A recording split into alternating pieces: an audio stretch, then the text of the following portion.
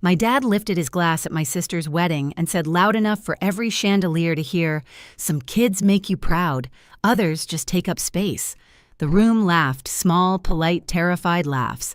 My mother kept her smile perfectly still. My brother-in-law clinked his glass like nothing happened, and I sat there, every nerve on fire, realizing I'd just been erased in front of everyone I grew up with. So I smiled back steady and said, "Good thing I just got my own place 2,000 miles away. Don't worry, you'll never have to see me take up space again." The laughter died before the echo did. I stood, left my champagne untouched, and walked out of their perfect picture. That was the night they toasted their control, and I started planning my escape. Before I tell you how I left them speechless for good, tell me where are you listening from, so I know I'm not alone. And when you've heard the rest, tell me what would you have done if your own family tried to shrink you down to nothing. The night after the wedding, I couldn't sleep. The hotel air smelled like champagne and lilies, the same mix that had clung to my dress when I walked out of that room.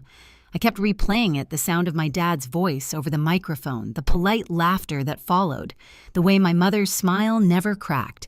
I'd always known there were rules in our family. I just hadn't realized humiliation was one of them. Back home in Indiana, the silence hit harder than the toast. My parents' house looked exactly the same, the gray shutters, the manicured lawn, the light in the kitchen that never turned off. But something had shifted. Even the air felt contractual, like I owed rent for breathing there. Dad was in his usual spot at the dining table laptop, open spreadsheets, glowing against his glasses.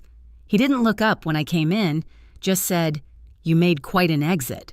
His tone wasn't angry, it was clinical, like he was assessing damage to an investment. Mom poured herself coffee and added, "Your father's just worried. You embarrassed yourself, that's all. Embarrassed myself. That's how they rewrite it." Kelsey texted later a row of hearts and champagne emojis from her honeymoon like none of it had happened. She'd always been good at selective memory. When she flunked freshman year, they called it burnout. When I asked for help with tuition, it was irresponsibility. Same story, different narrator. For years, I'd told myself they just didn't understand me. That one day I'd do something big enough, responsible enough, successful enough to make them see me as more than an obligation. But that night, sitting in my old bedroom, surrounded by participation trophies and unpaid emotional debts, I realized they understood perfectly. They just liked the hierarchy the way it was. Dad once said to me, "If you want love, earn it." At 16, I thought it was wisdom. At 27, I finally saw the cruelty tucked inside. The love I kept trying to buy with hard work and obedience was already mortgaged to someone else, Kelsey, the daughter who never had to ask twice. The next morning, I made myself coffee in the same chipped mug I'd used since high school. I watched Dad head to the garage in his pressed shirt, Mom watering the plants I'd once killed by forgetting them for a week. It all looked so normal, and that terrified me more than the wedding ever did, because if I stayed, I knew what would happen. They'd smooth it over, rewrite the night into a misunderstanding, and I'd be folded right back into the role they built for me, useful, quiet, apologetic. But this time, I didn't apologize. I sat down at the kitchen table, opened my laptop, and started a new spreadsheet. It wasn't for them. It was titled Oxygen. 2 weeks passed before anyone mentioned the toast. That's how my family handled conflict, by starving it of oxygen until it learned to behave. In the group chat, Mom sent photos of Kelsey and her husband on the Amalfi Coast. Captions like, "Our bright girl living her dream." Everyone reacted with hearts and sparkles. No one tagged me. No one said a word about that night. It was like I'd been edited out of the family footage trimmed for pacing. So I played along. I hearted a few photos, dropped a polite, "Looks amazing," the same way you clap for a magician when you already know the trick. Then I went back to my new ritual. Mornings were for work, afternoons for searching jobs in other cities, evenings for building what I called the escape fund.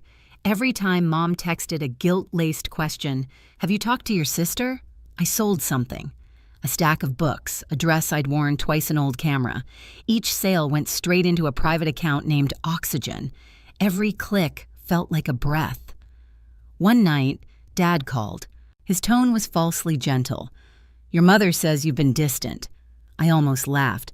"I've been consistent, you just noticed." He paused, then said, "Don't be dramatic. Family's family. That line used to work on me. Not anymore.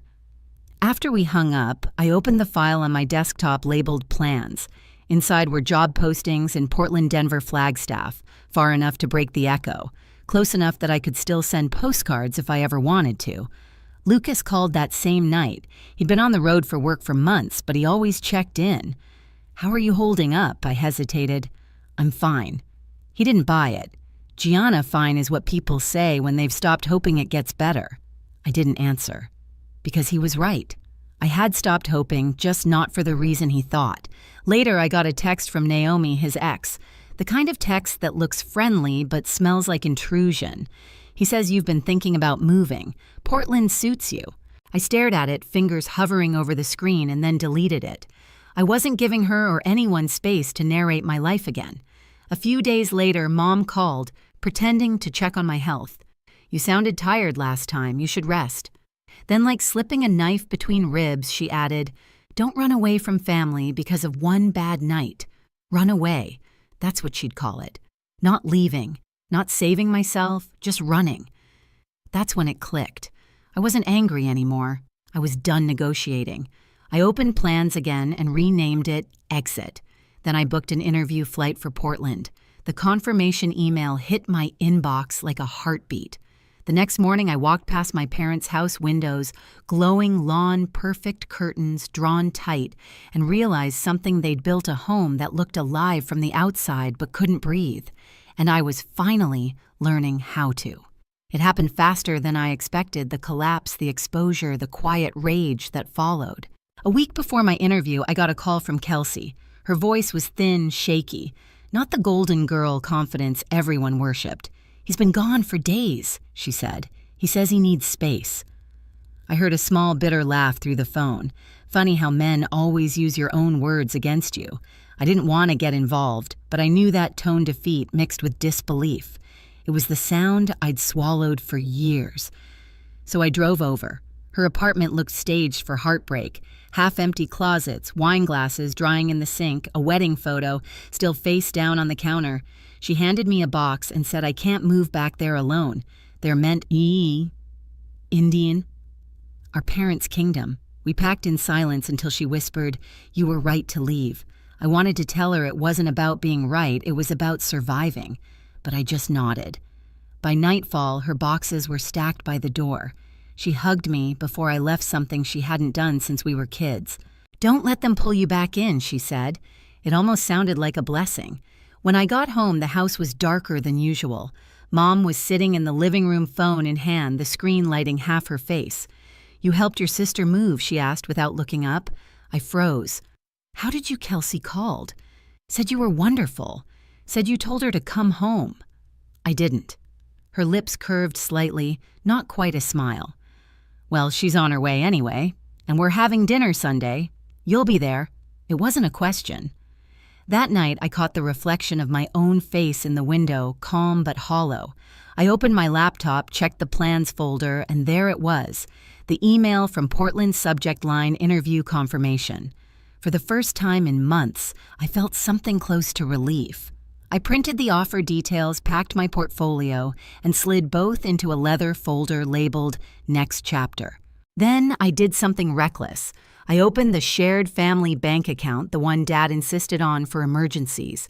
I transferred every cent that was mine into my personal account and hit close account. Clean, silent, legal. 2 days later, Mom's tone shifted. Her text came wrapped in sugar dinner at 6 Kelsey's cooking lasagna. That was the tell. Mom never let anyone else cook. I knew then it wasn't a dinner, it was an ambush. I charged my phone, backed up my files to a small USB, and left it in my purse. If they wanted to talk, they could do it without my plans inside their reach. At 6 sharp, I walked into the house. The table was set for 4 candles lit like a peace offering. Dad was scrolling his phone, Kelsey sitting stiff beside him. Mom poured wine and smiled like nothing had ever broken. "Sit," Dad said.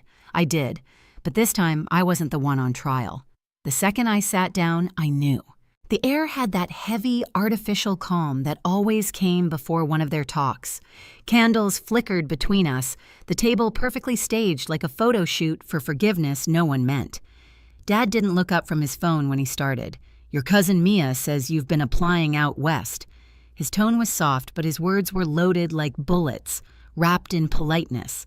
I kept my voice level. That's right. I had an interview. Mom set down her wine. We're just worried you're running from something, Gianna. Kelsey's eyes darted toward me, warning or apology, I couldn't tell. I smiled that practiced, dangerous calm I'd learned from them. Maybe I'm running towards something. Dad finally looked at me. His gaze had the weight of a closing door. Don't turn this into another rebellion. You've always been dramatic. Or maybe you've always been cruel, I said quietly. The room went still. Kelsey's fork clinked against her plate. Mom's smile cracked just slightly. You don't mean that. I do. My voice surprised even me. You humiliated me in public and you all laughed. You raised me on contracts and lectures, then called it love. You say family is forever, but what you really mean is obedience. Dad pushed his chair back, slow and deliberate. Watch your tone. I laughed. It wasn't loud, just sharp enough to slice through the tension. That's all you care about, isn't it, tone? Presentation. Control. You don't care if you hurt people as long as it looks civilized. He stood. We gave you everything. No, I said. You sold me everything. At interest. For the first time, his face shifted just a flicker like a crack in old porcelain. Kelsey's voice broke the silence. Dad, please. Stay out of this, he snapped. That was it. The old reflex, the hierarchy reasserting itself. But it didn't land this time. Kelsey went quiet, not from fear, but from understanding. I stood. This isn't a dinner, it's a performance. And I'm not playing anymore. Mom's voice trembled something rare. You're making a mistake. Maybe I said, but at least it'll be mine. I turned to Kelsey. Are you staying? Her eyes glistened, but she didn't speak. I nodded once and walked toward the door. Gianna. Dad's voice carried that command he'd perfected over the years, the kind that froze you mid-step. Don't walk away from this family. I looked back at him. You walked away first. You just did it slower.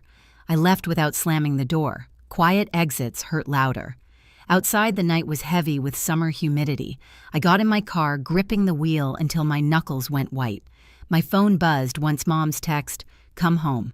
We can talk like adults." I deleted it. Back at my apartment, the air felt still but breathable.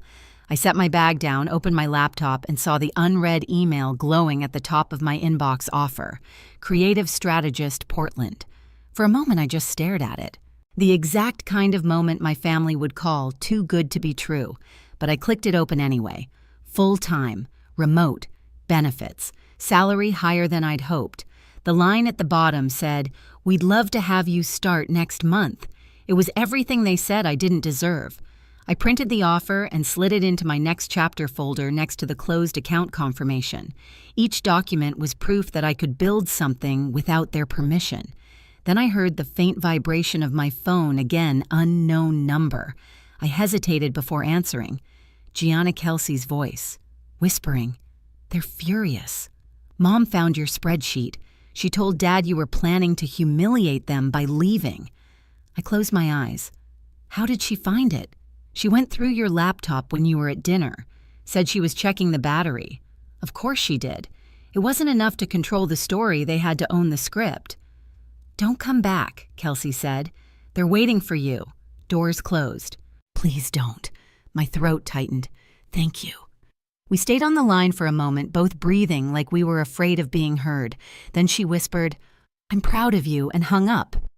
I sat there motionless. The betrayal burned, but underneath it was something steadier clarity.